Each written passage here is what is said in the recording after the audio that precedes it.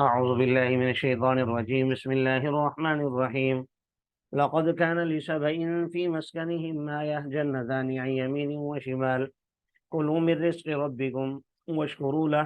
بلدة طيبة ورب غفور صدق اللہ العظیم۔ البتہ تحقیق قوم سبا کے لیے ان کی رہائش گاہوں میں نشانی تھی، دو باغ دائیں اور بائیں، کھاؤ اپنے رب کے رزق میں سے اور اس کا شکر ادا کرو، پاکیزہ شہر ہے، ورب غفور اور مغفرت کرنے والا رب ہے۔ آپ حضرات جانتے ہیں اس سورت کا نام ہی سورت سبا ہے۔ گزشتہ اقوام میں سے ایک قوم کا ذکر اللہ تبارک و تعالی نے اس سورت میں کیا ہے، اور مقصود یہ بتلانا ہے کہ جب وہ اللہ کی اطاعت کر رہی تھی یہ قومیں، تو اس وقت اللہ کے ان کے ساتھ معاملات کیسے تھے، اور جب انہوں نے اللہ اور اس کے رسولوں کی نافرمانی شروع کی تو پھر اللہ تبارک و تعالیٰ کے ان کے ساتھ معاملات کیسے تھے۔ اور یقیناً اس طرح کے واقعات کو بیان کر کے ظاہر ہے قرآن پاک میں ٹائم پاس کرنا مقصود نہیں ہے، بلکہ عبرت کے لیے بیان کیا گیا ہے کہ بھئی اگر تم میں سے بھی کوئی اللہ کی نافرمانی میں مبتلا ہوگا تو اس کے ساتھ اس کا بھی یہی حال ہوگا، اور جو اچھے انداز میں اور اعمال صالحہ اختیار کر کے زندگی گزارے گا تو اس کے ساتھ اللہ تعالیٰ کے معاملات بھی اچھے ہوں گے۔ اور یہ خاص کر بحیثیت قوم فیصلے ہوتے ہیں، ایک ہے نا کہ میں آپ اچھے ہیں اور دوسرا اچھا نہیں ہے، تو اس طرح کے جو معاملات ہوتے ہیں اور ہم دیکھتے ہیں کہ بھئی میں تو نیک تھا، فلاں تو نیک تھا، اس کے ساتھ ایسا ہو گیا، تو بھئی ایک بات تو یہ ہے کہ آزمائشیں بھی نیک لوگوں پر آتی ہیں، اور دوسری بات یہ ہے کہ یہ جو انعامات کا تذکرہ ہے یہ بحیثیت قوم، بحیثیت مجموعی اللہ تبارک و تعالیٰ نے ان انعامات کا ذکر کیا ہے۔ مثال کے طور پر حدیث مبارکہ میں آتا ہے رسول اللہ صلی اللہ علیہ وسلم نے ارشاد فرمایا کہ اللہ تبارک و تعالیٰ فرماتے ہیں جب میں اپنے بندوں سے راضی ہوتا ہوں تو ایسے وقت میں بارشیں برساتا ہوں جس میں ان کو کوئی نقصان نہیں ہوتا بلکہ نفع ہی نفع ہوتا ہے، حدیث کا مفہوم عرض کر رہا ہوں۔ اور جب میں ان سے ناراض ہوتا ہوں تو پھر میں ایسے وقت میں بارشیں برساتا ہوں کہ ان کی فصلیں تباہ ہو جاتی ہیں، ان کا نقصان ہی نقصان ہوتا ہے۔ اسی طرح غالباً ایک روایت میں یہ مفہوم بھی ہے کہ اگر راضی ہوتا ہوں تو رات کے وقت بارشیں برساتا ہوں تاکہ جہاں پانی ضرورت ہے وہاں پہنچ جائے اور لوگ اپنا آرام کرتے رہیں تسلی سے، کسی کے کام میں کوئی رکاوٹ بھی پیدا نہ ہو۔ اور جب میں ان سے ناراض ہوتا ہوں تو پھر دن کے وقت ان کے کاموں کے ٹائم پہ بارشیں برساتا ہوں تاکہ ان کے کام ادھورے رہ جائیں۔ بہرحال تو یہ عبرت کے لیے واقعہ ذکر فرمایا قوم سبا کا۔ قوم سبا یمن میں آباد تھی، اور کسی زمانے میں وہ یہ لوگ اپنے تہذیب و تمدن کی وجہ سے لوگوں میں بڑی ممتاز حیثیت رکھتے تھے، جیسا کہ قرآن پاک نے بھی یہاں ذکر فرمایا جنتان عن یمین و شمال، زرخیز زمینیں تھیں، پھل اور باغات اور بہت کچھ ان کے پاس تھا، اور یہاں جو فرمایا دائیں اور بائیں، جیسے کسی ایسی سڑک پر آپ کا گزر ہوا ہو جہاں دونوں طرف لائن میں قطار میں درخت ہی درخت ہوتا حد نگاہ، تو بڑا ہی خوبصورت منظر پیش کرتے ہیں۔ تو سرسبز و شاداب بھی تھا اور خوبصورت بھی تھا علاقہ، لیکن یہ بھی ایک اللہ کی قدرت ہے کہ جب انسان کے پاس مال کی فراوانی آتی ہے تو پھر وہ اپنا اثر بھی دکھاتی ہے، پھر انسان جو ہے اللہ تعالیٰ کی نافرمانیوں میں مبتلا ہو جاتا ہے۔ جیسے بحرین سے بہت سارا مال آیا، حضرت عمر رضی اللہ تعالیٰ عنہ کے دور خلافت میں مسجد نبوی میں پڑا ہوا سونے چاندی کے ڈھیر، غلے کے ڈھیر، تو حضرت عمر رونے لگے صحابہ نے کہا جو وہاں موجود تھے لوگ، فرمایا یا امیر المؤمنین یہ کوئی رونے کی بات ہے؟ فرمایا مال جب آتا ہے تو اپنا اثر بھی لے کر آتا ہے۔ بہرحال یہ لوگ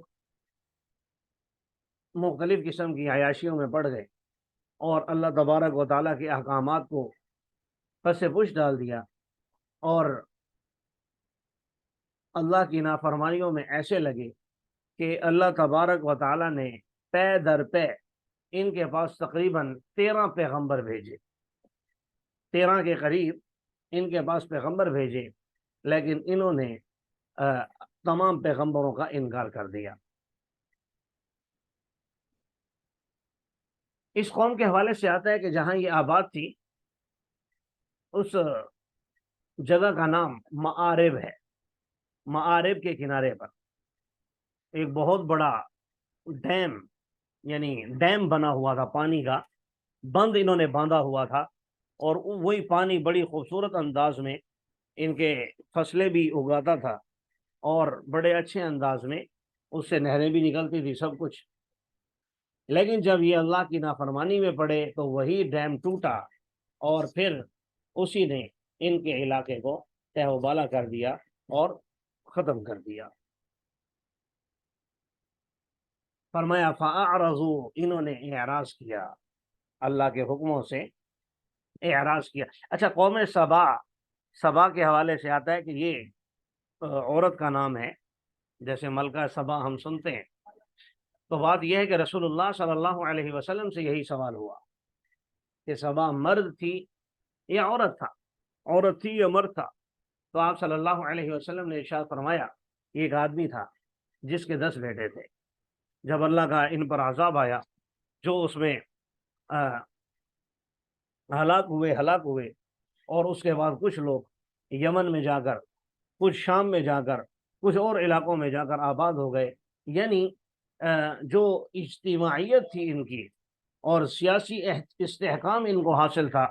وہ ان کا سب ختم ہو گیا، علاقہ بھی تباہ و برباد ہو گیا۔ فَأَعْرَضُوا فَأَرْسَلْنَا عَلَيْهِمْ سَيْلَ الْعَرِمِ،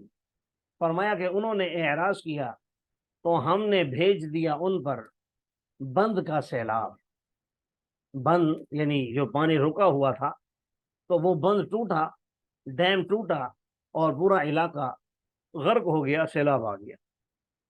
اچھا، 2 باغ ہم نے ان کو بڑے خوبصورت دیے تھے، لیکن اب وَبَدَّلْنَاهُمْ بِجَنَّتَيْهِمْ جَنَّتَيْن، تو ہم نے ان کو ان 2 باغوں کے بدلے میں دیے 2 اور باغ، لیکن یہ باغ کیسے تھے؟ ذَوَاتَيْ أُكُلٍ خَمْطٍ وَأَصْلٍ وَشَيْءٍ مِّن سِدْرٍ قَلِيلٍ، یہ دوسرے 2 باغ ایسے تھے کہ ان کا میوہ، ان کے جو میوے تھے وہ بد مزہ تھے، اور اس میں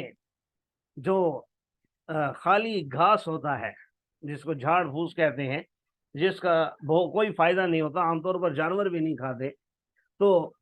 اس طرح کا گھاس،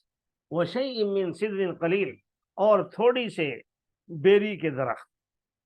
یعنی تھوڑا سا بیری کے درخت تھے، وہ بھی کوئی اتنی کام کی چیز نہیں تھی ان کے لیے۔ فرمایا یہ ہم نے ان کو بدلہ دیا اس بات کا، کفروا، کہ انہوں نے انکار کیا تھا۔ کفروا کا لفظ کفر کے لیے، انکار کے لیے بھی آتا ہے، اور ناشکری کے لیے بھی آتا ہے، کہ انہوں نے اللہ کی ناشکری کی تھی، اللہ کا انکار کیا تھا۔ اب آگے وہ بات جو میں نے عرض کی تھی کہ میرے اور آپ کے لیے کیا پیغام ہے، فرمایا وَهَلْ نُجَازِي إِلَّا الْغَفُورَ، یاد رکھو جو بھی ناشکرہ ہوتا ہے ہم ان کو ایسا ہی بدلہ دیا کرتے ہیں۔ آگے اللہ تعالیٰ نے اور ان پر کیا کیا انعامات کیے ان کا ذکر ہے۔ فرمایا وَجَعَلْنَا بَيْنَهُمْ وَبَيْنَ الْقُرَى الَّتِي بَارَكْنَا فِيهَا، اور ہم نے بنا دیے ان کے اور اس بستی کے درمیان جس میں ہم نے برکت رکھی ہے، قرآن ظاہرہ، ظاہری بستیاں، چھوٹی چھوٹی ظاہراً بستیاں، اور وَقَدَّرْنَا فِيهَا السَّيْرَ، اور ہم نے اس میں چلنے کا ایک خاص اندازہ بھی مقرر کر دیا۔ سیروا فیہا لیالی وایاما آمنین، چلو اس میں رات اور دن امن کی حالت میں۔ اس آیت مبارکہ کا مطلب یہ ہے، مفہوم یہ ہے کہ جیسے جب آپ کہیں سفر کرتے ہیں، مثلا لاہور سے آپ کراچی جاتے ہیں، تو راستے میں آپ کو بہت سے بیابان جگہیں، بہت سے صحرا، اور تا حد نگاہ کوئی بندہ نہیں، کوئی انسان نہیں، کوئی جانور نہیں، ایسے لمبے لمبے آپ کو صحرا نظر آتے ہیں۔ تو ان کے لیے اللہ تبارک و تعالی نے یہ آسانی فرمائی کہ یہ جو تجارت کے لیے سفر کرتے تھے، ملک شام کا اور فلسطین کا، یہ دو علاقے ایسے ہیں، شام اور فلسطین بھی اسی کے ساتھ ہی ہے، تو یہ انبیاؤں کی سرزمین کہلاتے ہیں، اس لیے ان کو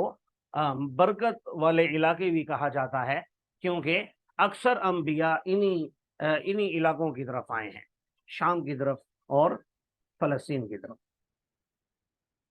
تو یہ جب وہاں کا سفر کرتے تھے تو راستے میں اللہ تبارک و تعالی نے مختلف بستیاں آباد کروا دی ان کے لیے، تاکہ ان کو جو دور دراز کے سفر سے کوفت ہوتی ہے، جو پریشانی ہوتی ہے، جو ٹینشن ہوتی ہے، جو چوری اور ڈکیتی کا خطرہ ہوتا ہے، جو گاڑی خراب ہونے کا یا اور کوئی کسی قسم کا کوئی بھی مسئلہ ہوتا ہے، تو ان کو وہ پیش نہ آئے، بلکہ یہ وقدرنا فیہا سیر، آدھے پونے گھنٹے کے فاصلے پر پھر بستی، پھر تھوڑا سا آگے چلے 15-20 منٹ کے فاصلے پر پھر کوئی بستی آ گئی، اب ان کو پانی چاہیے، کھانا چاہیے، کچھ بھی چاہیے۔ جیسے میں اور آپ جب سفر کرتے ہیں اور دور دراز سفر، رستے میں گاڑی خراب، اب پریشانی ہے، اگر کہیں کھانا کھانا ہے، ہوٹل نظر نہیں آ رہا، ہوٹل نہیں نظر آ رہا، پتہ نہیں کتنے میل کے فاصلے پر آئے گا، تو ظاہر ہے جب درمیان میں صحرا اور اس طرح کے جنگلات ہوں تو پھر پریشانیاں ہوتی ہیں۔ تو فرمایا ہم نے ان کی یہ پریشانیاں دور کر دی اور امن و امان ان کو عطا کیا، کسی قسم کی ڈکیتی کا، خون خرابے کا، کسی قسم کا کوئی بھی مسئلہ ہونے کا اندیشہ نہیں۔ لیکن ان لوگوں نے کیا کہا؟ فَقَالُوا رَبَّنَا بَاعِدْ بَيْنَ أَسْفَارِنَا، یہ کہنے لگے اے ہمارے رب، ہمارے سفروں کے درمیان دوری پیدا کر دیجئے، یعنی یہ جو قریب قریب ہستیاں ہیں ہمیں یہ نہیں چاہیے، بلکہ ہم دور دراز کے سفر سے کہ درمیان میں صحرا ہو اور کوئی آبادی نہ ہو، ہم اس سے لطف اندوز ہونا چاہتے ہیں۔ فرمایا یہ دعا کر کے وَظَلَمُوا أَنفُسَهُمْ، وہی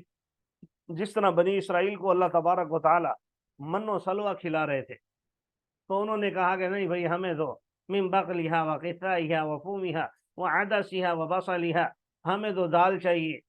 ہمیں تو لہسن چاہیے، ہمیں تو پیاز چاہیے، ہم وہ کھانا چاہتے ہیں۔ تو اللہ تبارک و تعالیٰ کی عطا کردہ نعمت کو ٹھکرا کر انہوں نے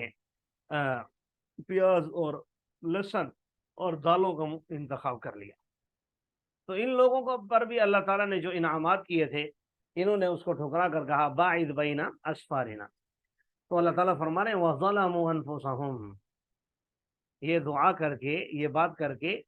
انہوں نے خود ہی اپنے آپ پر ظلم کر دیا۔ فَجَعَلْنَاهُمْ أَحَادِيث، تو ہم نے ان کو افسانہ بنا دیا، اب ان کے قصے کہانیاں بس سنائے جاتے ہیں۔ وَمَزَّقْنَاهُمْ كُلَّ مُمَزَّقٍ، اور ہم نے ان کو، بعض نے ترجمہ کیا ہے پر اگندہ کر دیا، اور بعض نے اس کا ترجمہ کیا کہ ہم نے ان کو ٹکڑے ٹکڑے کر دیا۔ جیسا کہ میں نے عرض کیا ہے کہ یہ سب لوگ ایک ہی جگہ آباد تھے، لیکن جب ان پر اللہ کا عذاب آیا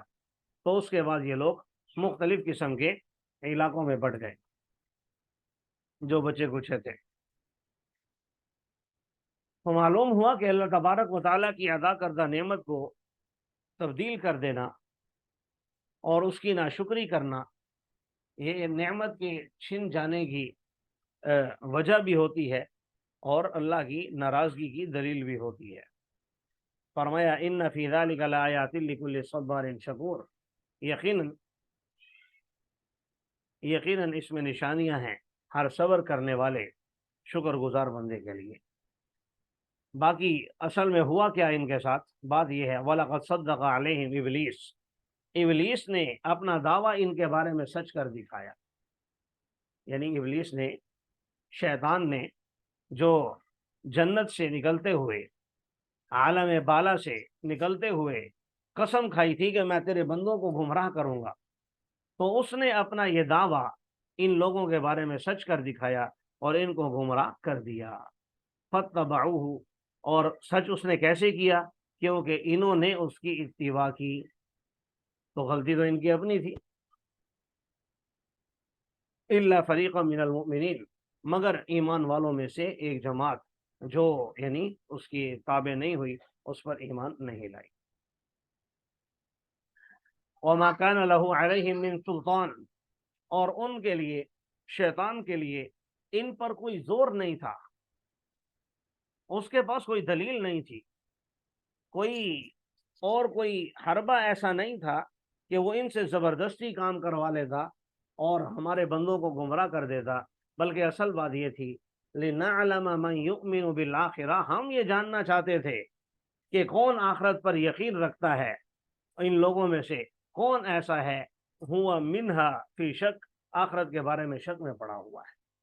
وَرَبُّكَ عَلَى كُلِّ شَيْءٍ حَفِيظٌ، یاد رکھو اللہ تبارک و تعالیٰ تو ہر چیز پر نگہبان ہے۔ بتانا یہ مقصود ہے کہ شیطان کو ہم نے کوئی ایسی طاقت اور قوت نہیں دی ہے کہ وہ انسانوں سے زبردستی کوئی غلط کام کروا لے، بلکہ اسے تو صرف بہکانے کی، خیالات ڈالنے کی اور برائی کی طرف لانے کی صرف یہ صلاحیت دی ہے۔ باقی انسان جو کچھ بھی کرتا ہے، کرتا تو اپنی مرضی سے۔ تو اس سے بچنے کے لیے بندہ اپنا عقل بھی استعمال کرے، شریعت کا استعمال بھی کرے، اور اس سے بچنے کے لیے جو رسول اللہ صلی اللہ علیہ وسلم نے تجاویز دی ہیں، جو قرآن اور احادیث کی روشنی میں علماء نے باتیں بتائی ہیں، ان کا اہتمام کرے تو شیطان سے بچا بھی جا سکتا ہے۔ مثال کے طور پر علماء نے لکھا کہ رسول اللہ صلی اللہ علیہ وسلم کی جو ادعیہ معصورہ ہیں، مسنون دعائیں، جو کپڑے پہننے کی دعا، اتارنے کی دعا، بیت الخلاء میں جانے کی، نکلنے کی، کھانا کھانے کی، گھر سے باہر جانے کی، چاند دیکھنے کی، سورج دیکھنے کی، اور تو یہ تمام دعاؤں کا اہتمام کیا جائے، اس سے بھی اللہ تبارک و تعالیٰ کے ساتھ رابطہ مضبوط ہوتا ہے اور انسان شیطان سے بچا رہتا ہے۔ اسی طرح دوسرا علماء نے یہ بھی لکھا کہ انسان اگر باوضو رہنے کا اہتمام کرے، باوضو رہنے کا اہتمام کرے، تو وضو کی حالت میں بھی شیطان انسان کے قریب نہیں آتا، انسان کو وساوس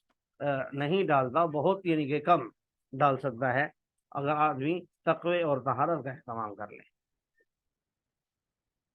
اللہ تعالی ہمیں عمل کرنے کی توفیق عطا فرمائے۔